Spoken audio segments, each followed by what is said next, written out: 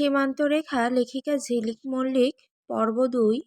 আকসা সন্ধ্যার পর থেকে আর ঘরের বাইরে বের হয়নি একবারের জন্য। মেজবা চলে যাওয়ার পর সেই যে নিজ ঘরে এসে বসেছে, এরপর আর ওর মা ওকে রাতে খেতে ডেকেও ঘরের বাইরে নিয়ে আসতে পারেননি। আকসা জানিয়েছে ও আর রাতে খাবে না। মেজবা যেই পরিমাণ রূঢ় কথা ওকে শুনিয়েছে আজ, তাতে ওর পেট ভরে গেছে, অন্য কিছু খাওয়ার আর প্রয়োজন পড়বে না। কলি সবে ফোন করেছে ওকে। ফোনের রিং বাজতেই আকসা কম্বলের নিচ থেকে ফোনটা বের করে কল রিসিভ করলো। ফোনের অপর প্রান্ত থেকে কলির উচ্ছ্বসিত কণ্ঠস্বর শোনা গেল। কলি বলল, কিরে, ভদ্রলোক তোকে মাপ করেছে? আর মাপ? আফসার কণ্ঠস্বরে সে কি মারাত্মক উপহাস নিজের প্রতি। কলি ওর কথার সুর ধরতে পেরে পাল্টা প্রশ্ন করল, তার মানে তোকে মাপ করা হয়নি? না, হয়নি, বরং অজস্র উপহাস আর অপমানযুক্ত রূঢ় কথা ছুড়ে দেওয়া হয়েছে আমার দিকে। তুই ভাবতে পারছিস আমার মতো মেয়েকে কিনা অপমান করা হয়েছে? আমি কি অবলা নারী? উনি আমাকে অপমান করার সাহস পেলেন কোথা থেকে? আকসার রাগে শরীর কাঁপছে। কিছুক্ষণ আগে যেই মনের বিষণ্ণতা ছিল, সেটাই রাগের কাছে ঠুনকো হয়ে গেছে। আকসাকে কলি শান্ত করতে বলল, শান্ত হ আকসা। জানি এই অপমান তোর পক্ষে মেনে নেওয়া সহজ নয়।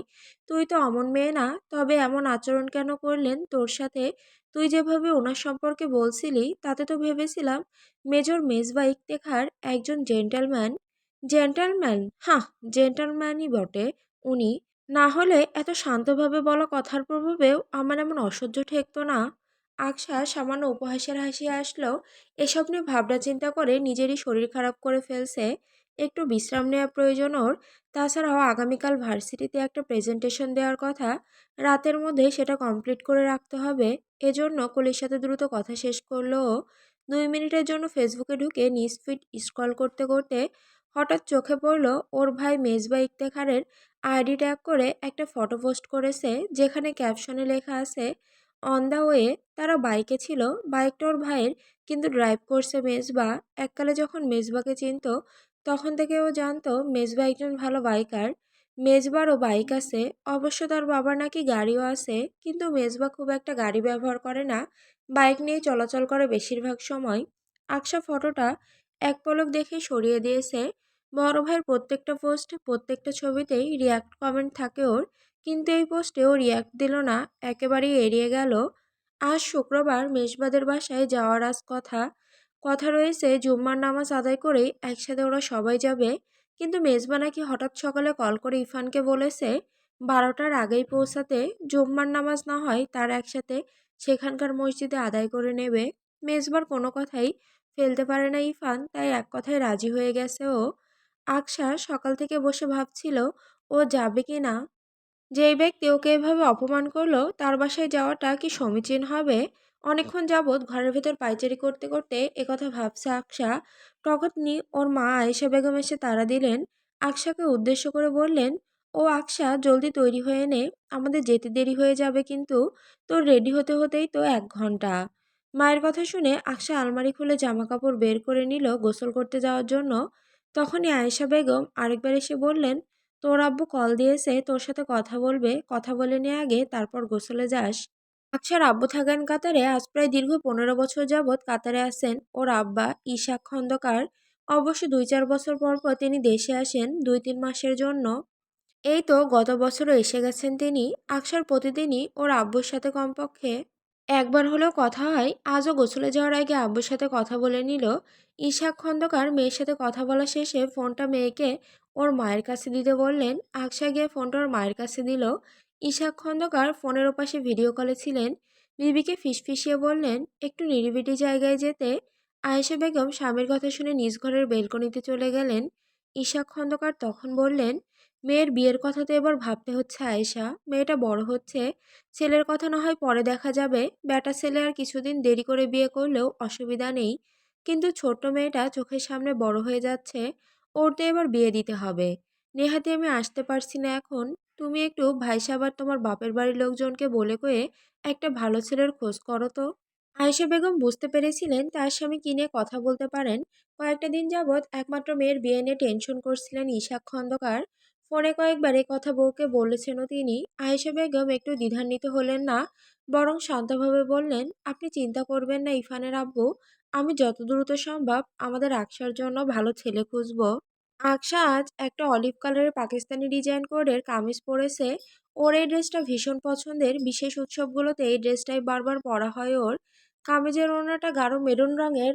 আকশা মেকআপ করতেও তেমন পছন্দ করে না, মুখে ঠিকমতো সানস্ক্রিনটা মেখে তার উপর হালকা বেবি পাউডার দিয়ে ঠোঁটে লিভ অয়েল লাগিয়ে নিল ও। কানে মাঝারি আকৃতির একটা ঝুমকো, ওপর দুই কানে ছোট দুটো টপ, আর বাঁ হাতের আঙুলে দুটো রিং। ব্যাস, আকশার শ্বাস সম্পন্ন। ও নিজেকে একবার ড্রেসিং টেবিলের মিররে দেখে নেয় ভালোভাবে। ওনাটা মাথায় টেনে ঘাড়ে ব্যাগটা নিয়ে ও তাড়াহুড়ো করে দৌড়ে বেরিয়ে যায়। ওর মা সেই কখন থেকে ড্রয়িং রুমে দাঁড়িয়ে চেঁচিয়ে চেঁচিয়ে ডাকছেন ওকে। তারা সবাই তৈরি, শুধু আকশারই তৈরি হতে দেরি হয়েছে। ঠিক 11:30টার দিকে ইফানের বাইকটা তাদের বাড়ি থেকে মেজবাদের বাড়ির উদ্দেশ্যে বের হলো। আকশা প্রকাশ না করলেও যত পথ এগোচ্ছে তত বেশি আড়ষ্ট হলো যেন। সেই সাথে সেদিনের অপমানগুলো চোখের সামনে ভেসে উঠতে লাগলো বারবার। মেজবা তার বাড়ির বড় ছেলে, এই বাড়িটা তিনতলা এবং সুবিশাল। মেজবার আব্বু এহসানুল হক এই বাড়ির কর্তা। তার ছোট ভাইয়ের পরিবারকে নিয়ে এই বাড়িতে থাকেন তিনি। এছাড়াও তার দুটো বোনও আছে। বোনেরা এই শহরেই তাদের শ্বশুর বাড়িতে থাকেন, তবে প্রায়শই এখানে আসেনও বটে। আকশা এর আগে কখনো মেজবাদের বাড়িতে আসেনি, তবে তার ভাই বহুবার এসেছে। সুবিশাল এই বাড়ির সামনে বেশ বড় একটা উঠান। বাড়ির নকশাটা পুরনো জমিদারি আমলের বাড়ির মতো। এই বাড়ি নাকি মেজবার দাদার তৈরি, সেই মুক্তিযুদ্ধের সময়কালের পরে। আকশা বাড়ির গেটের সামনে দাঁড়িয়ে এসব কথাই শুনছিল। ওর ভাইয়ের কাছ থেকে কলিং বেল বাজানো হয়েছে মিনিট খানেক আগে। তারপর দেখা গেল সামনে সিঁড়ি বেয়ে একজন মহিলা নেমে এসে কেসি গেট খুলে দিলেন।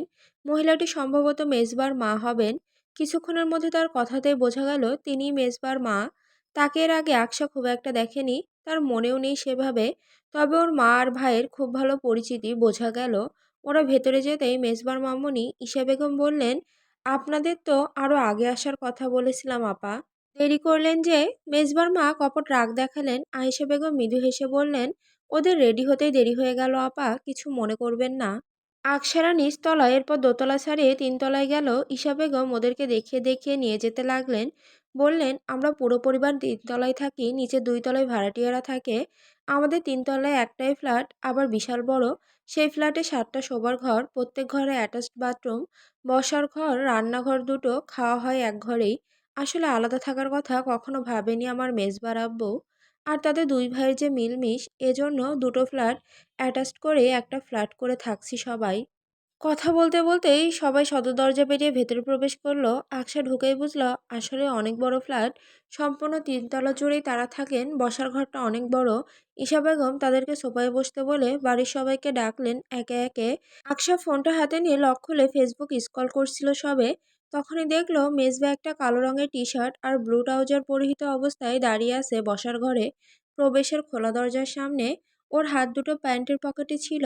এগিয়ে আসতেই ইরফান উঠে দাঁড়ালো। মেজবা ইরফানের সাথে করমর্দন করে কোলাকুলি করে নিল। ইতিমধ্যেই সেখানে একটা বছর 16 বয়সী ছেলে, একজন আকশা, এমনকি মেজবার থেকেও সম্ভবত কয়েক বছর বড় বয়সী একটি মেয়ে, আর একটা 15 বছর বয়সী মেয়ে এসে হাজির হলো। আকশা থেকে বয়সে বড় মেয়েটার কোলে একটা বাচ্চা ছেলে। আকশা বাচ্চাটাকে দেখে একধানে তাকিয়ে রইল। এত মায়াবী বাচ্চাটা। এমনিতেই আকশার চোখে ছোট সকল শিশুরাই মায়াবী, সুন্দর। ওর এই বাবুটাকে দেখে কোলে নিতে মন চাইলো, তবে মুখ ফুটে বলতে পারলো না। ইতিমধ্যেই ড্রয়িং রুমে মেজবার ছোট চাচি ফাতিমা খাতুন এসে দাঁড়িয়েছেন। তিনি এগিয়ে এসে আকশার মায়ের সাথে কথা বলতে লাগলেন। আকশা খেয়াল করেনি, কথা বলার মাঝেও তার চোখ আকশার দিকেই ছিল, কোনোভাবে দৃষ্টি ফেরাতে পারছিলেন না তিনি। আকশা এদিক ওদিক তাকিয়ে দেখছিল চারপাশ। পুনরায় ওর দৃষ্টি গিয়ে আটকালো সদর দরজার সামনে। মেজবা ধীর পায়ে এগিয়ে এলো। আয়েশা বেগমের সাথে কথা বলে কুশলাদি বিনিময় করে নিল। ওর ঠোঁটের কোণে এক চিলতে ভদ্রতা সূচক হাসি। এর মধ্যে টেবিলে ডাক পড়ল। আয়েশা বেগম আর ইরফান আগে গিয়ে বেসিনে হাত ধুয়ে টেবিলের দিকে গেল। মেজবা ওর চাচির সাথে কথা বলছিল একপাশে দাঁড়িয়ে। আকশা তখনও দাঁড়িয়েছিল সেখানে। বেসিনের কাছে মেজবা চাচাতো বড় বোন জেমি দাঁড়িয়ে। জেমি সরতে আকশা এগিয়ে গিয়ে বেসিনের সামনে দাঁড়ালো। কিন্তু দুঃখের বিষয় হলো এই বেসিনের কলটা এমন সিস্টেমে তৈরি করা যা আকশার বোঝার বাইরে। ওদের বাসার কলটা এমন প্রকৃতির নয়, এজন্য ওর চালু করতে অসুবিধা হচ্ছে। আকশা দাঁড়িয়ে ইতস্তত বোধ করতে লাগলো। বিব্রত হলো ও। কেউ বিষয়টা লক্ষ্য করলে মনে মনে নিশ্চয় ওকে নিয়ে উপহাস করবে, না হয় বোকা ভাববে। হঠাৎ পেছন থেকে একটা শান্ত কণ্ঠস্বর শোনা গেল, এত বড় মেয়ে বেসিনের কল চালু করতে জানো না? মেজবার সুচালো কণ্ঠস্বর শুনে পেছন ফিরে তাকালো আকশা। তার মুখ একদম স্বাভাবিক, শান্তশিষ্ট। এই বাড়ির সবচেয়ে ভদ্র ছেলেটা, যাকে সবাই পাইলে মাথায় তুলে রাখে। মেজবা আকশার দিকে শান্ত চাহনিতে তাকিয়ে থেকে বলল, নেহাতি আমাদের বাসায় অতিথিদের অসম্মান করার চল নেই, না হলে। মেজবা থেমে যায়, পুনরায় পেছনে ঘাড় ঘুরিয়ে বলে ওঠে, জেমি আপু, এসে বেসিনের কলটা চালু করে দিয়ে যাও, একজন কল চালু করতে পারছে না। কথা শেষ করে মেজবা গটগট পায়ে হেঁটে চলে গেল ডাইনিং রুমের দিকে। আকশা ওখানে ঠায় দাঁড়িয়ে রইল। মেজবা চাইলে নিজে কল চালু করে দিয়ে যেতে পারত, কিন্তু খুবই ভদ্রভাবে কথাগুলো বলে চলে গেল। ভদ্রভাবে বলল, অথচ কথাগুলো সোজা গিয়ে আকশার হৃৎপিণ্ডে আঘাত করলো। লোকটা আসলেই জেন্টলম্যান।